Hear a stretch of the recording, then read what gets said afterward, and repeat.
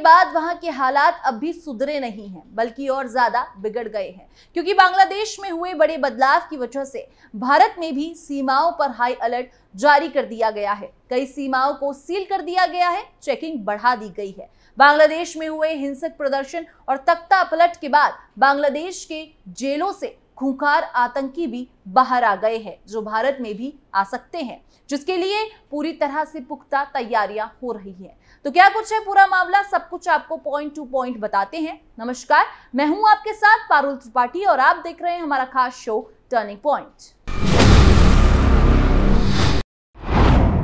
बांग्लादेश की वजह से भारत में हाई अलर्ट, कई राज्यों की सीमाओं को किया गया सील, खूंखार आतंकियों की जेल से बाहर एंट्री, बांग्लादेश में खुले में घूम रहे हैं खतरनाक कैदी।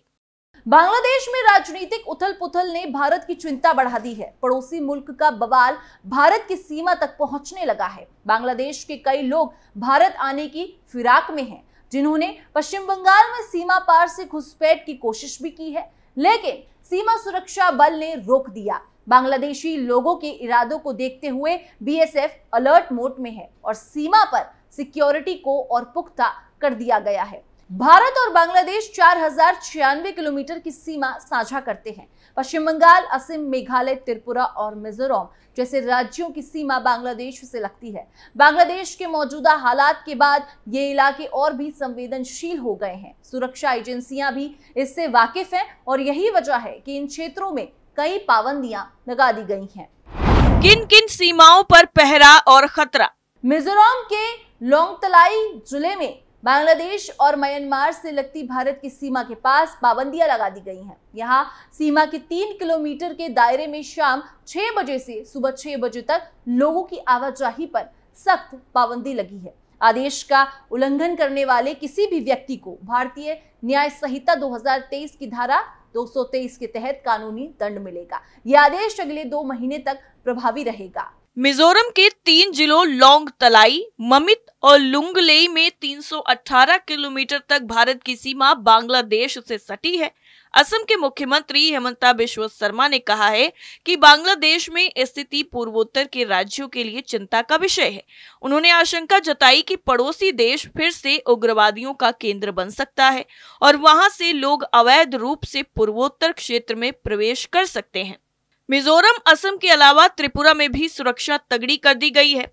सीमा सुरक्षा बल यानी बीएसएफ के महानिदेशक दलजीत सिंह चौधरी ने त्रिपुरा बांग्लादेश सीमा पर तैयारियों की समीक्षा की। बांग्लादेश में अशांति के बाद बीएसएफ ने सीमा पार से अवैध प्रवेश के प्रयासों को विफल करने के लिए राज्य में 856 किलोमीटर लंबी सीमा पर अपनी चौकसी बढ़ा दी है। बिहार के मोतिहारी में भी अलर्ट है। पुलिस और एसएसबी के जवान भी सतर्क है। मोतिहारी नेपाल की सीमा से सटा है, जहां से बांग्लादेशियों की घुसपैठ करने की संभावना रहती है। ऐसे में बिहार पुलिस मुख्यालय ने सीमावर्ती जिलों को अलर्ट रहने का निर्देश दिया है। पुलिस के साथ साथ एसएसबी के सतर्क किया गया है और 24 घंटे निगरानी रखने को कहा गया है। साथ ही सीमांचल के कटिहार और किशनगंज की बंगाल सीमा पर भी चौकसी बढ़ाने के लिए अलर्ट जारी किया गया है। उड़ीसा सरकार ने बांग्लादेश से लोगों की आमद को रोकने के लिए अपनी 480 किलोमीटर लंबी तटरेखा पर निगरानी बढ़ा दी है। यह राज्य बांग्लादेश तट से लगभग 200 किलोमीटर दूर स्थित है। बांग्लादेश से लोग छोटी नावों का उपयोग करके उड़ीसा में प्रवेश करते हैं। अतिरिक्त पुलिस महानिदेशक संजय कुमार ने कहा कि विभिन्न माध्यमों से प्राप्त जानकारी के अनुसार पता चला है कि बांग्लादेश में अशांति के दौरान कई आपराधिक तत्व जेलों से बाहर आए हैं। उन्होंने कहा कि प्राथमिकता ऐसे लोगों के भारत में प्रवेश को रोकना है। अधिकारी ने कहा कि हमने अपने 18 समुद्री पुलिस स्टेशनों को हाई अलर्ट पर रखा है। एडीजी तटीय सुरक्षा ने एक नियंत्रण कक्ष खोला है और राज्य ने सभी कर्मचारियों, नौकाओं और अन्य उपकरणों को राजनीतिक स्थानों पर तैनात किया है। खुफिया रिपोर्ट के बाद अलर्ट मोड पर बीएसएफ।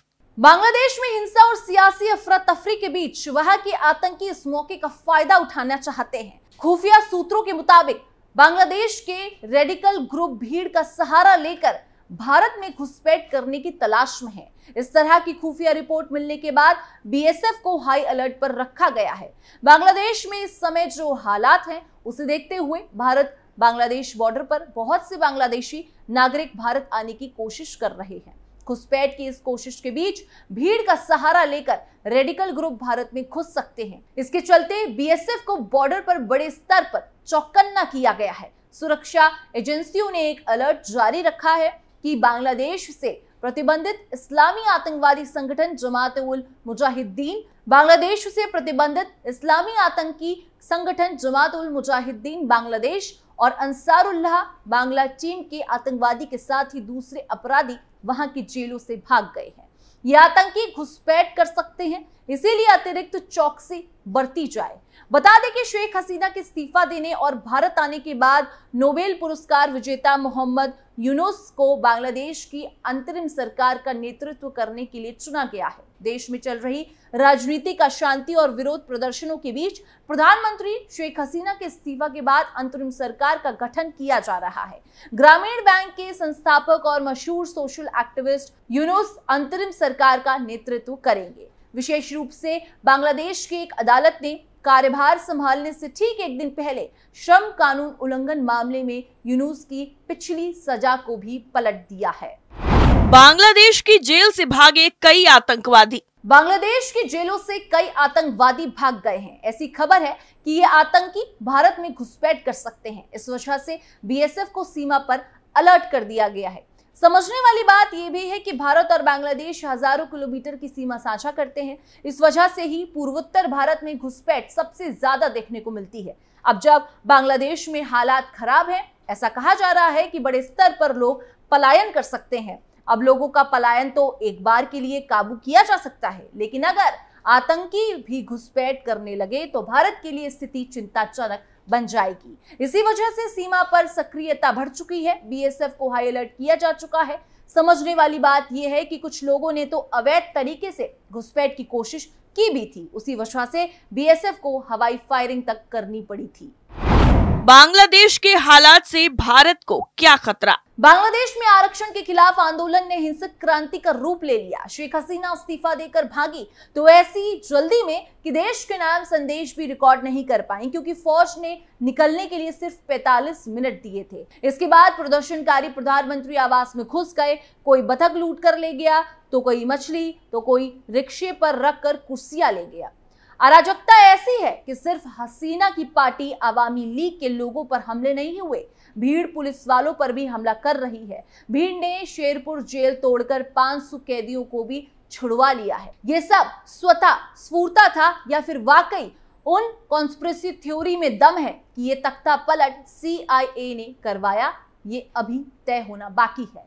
लेकिन इतना तय है कि ये घड़ी अगर बांग्लादेश के लिए मुश्किल भरी है तो हिंदुस्तान के लिए भी नाजुक है।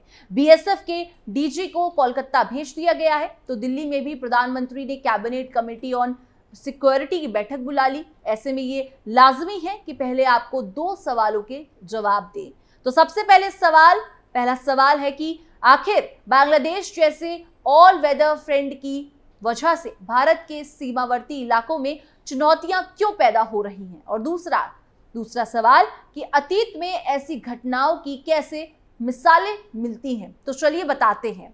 भारत की सबसे लंबी सीमा चीन या पाकिस्तान से नहीं, बांग्लादेश से लगती है। 4096 किलोमीटर लंबी ये सीमा दुनिया की 5वीं सबसे लंबी अंतर्राष्ट्रीय सीमा है। पश्चिम बंगाल, असम, मेघालय, त्रिपुरा और मिजोरम से लगने वाली ये सीमा नक्शे पर भले सपाट दिखे, लेकिन असल में बेहद जटिल है। इसके पीछे 2 वजहें हैं। पहली कि 1947 में हुआ बंटवारा, जिसमें अंग्रेज ऐसी हड़बड़ी में थे कि उन्होंने नक्शे पर लकीर खींचने से पहले मैदानी सर्वे किया ही नहीं था। दूसरी वजह कुदरत है। पहाड़ों, नदियों और जंगलों के चलते बॉर्डर मैनेजमेंट एक पहेली की तरह हो जाता है। लेकिन जिस तरह से अभी हालात बने हुए हैं वो भारत के लिए भी खतरा हो सकते हैं, जिसकी तैयारी पहले से ही चल रही है।